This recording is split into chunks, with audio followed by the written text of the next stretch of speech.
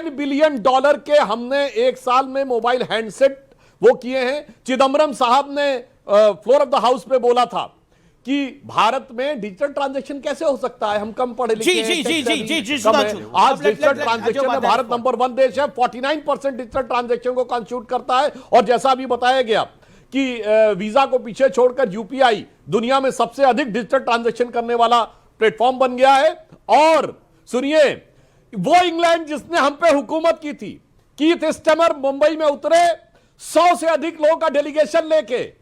भारत और यूके की free trade deal के बाद उन्होंने कहा this is the biggest ever business delegation taken by any British historic moment था इंडिया के लिए। अब बताइए, एक्सेप्ट करना पड़ेगा।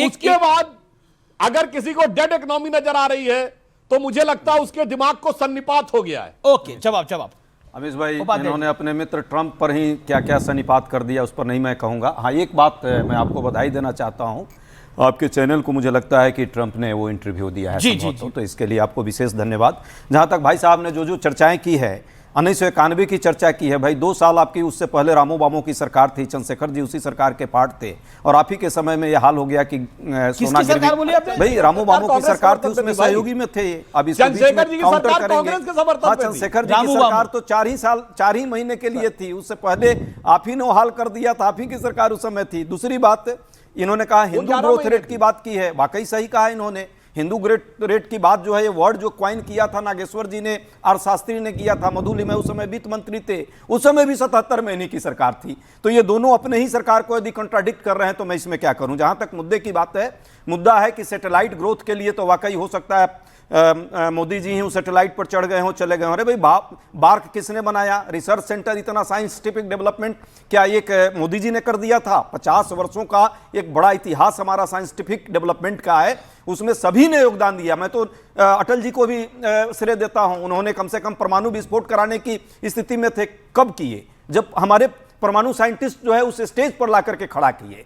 तो उसके लिए अब आप अपना पीठ थपथपा लीजिए, उसमें कोई बुराई नहीं है, थपथपाना चाहिए। आज की अटल बिहारी वाजपेयी ने वो परमाणु विस्फोट किए, उससे पहले मौका कांग्रेस की सरकार को हमारे आप लोग आप इंदिरा गांधी ने करके दिखाया था, उसके बाद किसी कांग्रेस की सरकार ने किया ना। उसके बाद क्रायोजेनिक इंजन का लफड़ा आया था, उसमें हमने रसा के साथ संबंध बनाया, अमेरिका का दबाव था। आज तो अमेरिका के दबाव में भारत सरकार रुक जा रही है। आज भी कांग्रेस के शासन ने भी दिखाया था, वो दम आपको दिखा नहीं। कहां भाई, ट्रंप के बारे में चुप्पी साध लेते हैं। मैंने बिल्कुल अभी भी बताना नहीं बोलेंगे चाहता सुधांशु भाई, बड़े भाई साहब। अभी तो ट्रंप ने, अच्छा चलिए, मैं कांग्रेस वालों से कहूंगा कि ट्रंप ने एक बयान दिया हो मोदी जी के खिलाफ तो बताइए। ट्रंप ने पॉलिसी बनाई जो भारत के खिलाफ थी, हमने पॉलिसी बनाई जो अमेरिका के खिलाफ थी। हमने उनके साथ ट्रेड डील नहीं होने दी, हमने दालों के ऊपर इंपोर्ट अभी बढ़ाया भाई साहब पिछले हफ्ते। वो हमसे मीठी मीठी बात कर रहे हैं मगर पॉलिसी हमारे खिलाफ कर रहे हैं। हम भी उनसे, हम बगैर उनको सीधे कोई बात किए हुए हम भी पॉलिसी अगेंस्ट में कर रहे हैं। वो अगर हमारे खिलाफ अपशब्द बोले, मगर एक बात समझिए, एक बात बहुत अच्छी जो अजय उपाध्याय जी ने कही, कांग्रेस के भी प्रधानमंत्रियों ने अच्छे काम किए थे।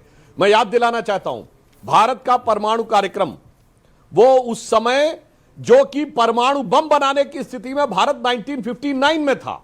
यह ड्वाइट आइजनहावर की प्रेसिडेंशियल आर्काइव्स में है कि जब जेके गैल्ब्रिथ ने नेहरू से मुलाकात की और पूछा कि कितने समय में बना सकते हैं, उन्होंने भाभा से पूछ के कहा तो कहा 1 साल में। 59 में भारत परमाणु विस्फोट कर सकता था, पर नेहरू जी ने कहा नहीं, we believe in atom for peace, हम तो नहीं करेंगे। हाँ, फिर लाल बहादुर शास्त्री जी ने आकर शुरुआत की भारत के परमाणु कार्यक्रम की, और यह संयोग मानिए या भयंकर षड्यंत्र मानिए कि 15 दिन के अंदर लाल बहादुर शास्त्री और होमी भाभा दोनों की रहस्यपूर्ण परिस्थितियों में मृत्यु हो गई। और जहां तक इंदिरा जी ने बोला तो मैं एक बात कह दूं, इंदिरा जी ने परमाणु विस्फोट परमाणु बम के लिए नहीं किया था।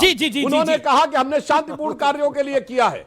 और अमेरिका और रूस दोनों ने पहले उन्होंने कहा we are a nuclear state. अगले राउंड में भी बोलेंगे हम, आप दोनों।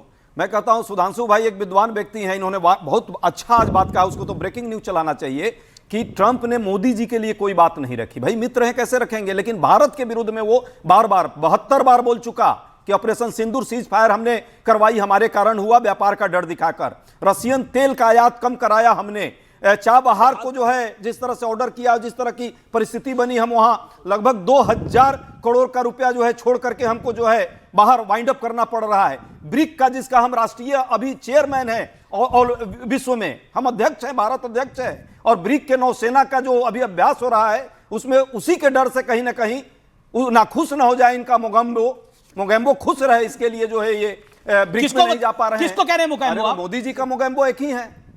मोदी जी क्यों नहीं बोलते हैं? मोगेम्बो कौन है? मोगेम्बो मैं बताता हूं, मोगेम्बो मिस्टर इंडिया एक फिल्म आई थी, उसमें विलन था। कौन है आपके अकॉर्डिंग? मोगेम्बो ट्रंप है, भारत का विलेन है, भारत का विरोध कर रहा है, मोदी जी का मित्र है वो। और मोदी जी उनके लिए वाकई कुछ नहीं बोलता, देश के लिए बोलता है, सुधांशु त्रिवेदी बोलता है।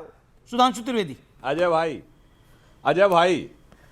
भाई आप कह रहे हैं कि वो मोदी जी का मित्र है। अब एक वाक्य बोल रहा हूं, इसके बाद दर्शक जाके तय कर सकते हैं कि वो मित्र बनाना है या किसी को अपना बाप बनाना है।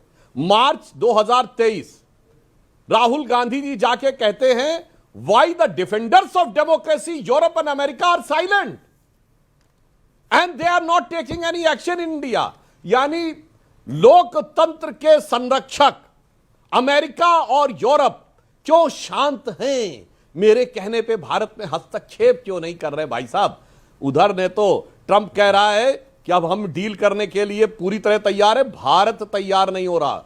हार्वर्ड लुटनिक जो सेक्रेटरी कॉमर्स हैं, उन्होंने ये स्टेटमेंट दिया कि ट्रंप और एक्सपेक्टिंग ए कॉल, यानी वो अपेक्षा कर रहे थे कि प्रधानमंत्री मोदी कॉल करे तो डील हो जाती, कॉल नहीं किया तो डील नहीं हुई। और यूरोपियन यूनियन की चीफ उर्सुला वॉन डर लेyen आकर ये कह चुकी हैं, अब हमारी डील जो होने वाली it is going to the mother of all the deal. भाई साहब, ये डिफेंडर्स ऑफ डेमोक्रेसी मैं कुछ इंपॉर्टेंट, अगर मैं क्यों कह रहा हूं भारत धुरंधर है, ये कोई धुरंधर फिल्म से इंस्पायर होकर नहीं बोला जा रहा। एक ऑल ऑडियो मैं क्यों कह रहा हूं भारत धुरंधर है। I am quoting few names. Ursula von der Leyen, अध्यक्ष ईयू, अगले ही वीकेंड में भारत जा रही हूं। हालांकि अभी कुछ काम बाकी है, लेकिन हम एक ऐतिहासिक व्यापार समझौते के बिल्कुल करीब हैं। कुछ लोगों ने तो इसे मदर ऑफ ऑल डील्स कहा है, यानी ईयू भारत के साथ मदर ऑफ ऑल डील्स करने जा रहा है। This is a compliment to India, this is the compliment to government of India, this is the compliment to commerce ministry, this is the compliment to Narendra Modi and the minister Piyush Goyal. अब मैं आगे बढ़ता हूं। Another man, हम सब जानते हैं Blackstone कितनी बड़ी कंपनी है। Okay, you will agree with me professor, Blackstone कितनी बड़ी कंपनी है। उसके सीईओ स्टीव कहते हैं कि भारत में बिजनेस से के टर्म में हमें वर्ल्ड की टर्म में सबसे ज्यादा रेट ऑफ रिटर्न्स मिलते हैं वहां पर। यानी भारत में हमें इतना अच्छा रिटर्न मिल रहा है कि हम वहां और ग्रोथ करना चाहते हैं। This is what he said in Davos for India. यानी India story is back from fragile 5 we are in the biggest 5. This is the best ever time for India. I say it on record. यह भारत का समय है और भारत इस समय में आगे बढ़ेगा। इसलिए निराशा को छोड़ के आशा की तरफ आगे बढ़ना होगा। यह बहुत महत्वपूर्ण है। क्या आपको लगता है प्रोफेसर साहब, मैं आपसे पूछता हूं, अजय उपाध्याय, निराशा में क्यों रहना चाहते हैं आप?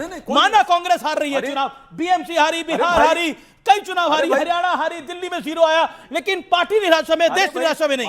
पार्टी निराशा में है, ना पार्टी के कार्यकर्ता निराशा में है, ना ये देश के आम जनमानस निराशा में है। हाँ जरूर, जिस तरह से महंगाई बेरोजगारी बढ़ रही है, इस देश का नौजवान निराशा में है। जिस तरह से ऑपरेशन सिंदूर पर सीज फायर की बात बार बार ट्रंप करता है, साहब लब खोलते नहीं और ट्रंप के बारे में कुछ बोलते नहीं, इसलिए देश का वो सैनिक भी कहीं ना कहीं निराश हो जाता है, क्योंकि वो पाकिस्तान को सबक सिखाने की स्थिति में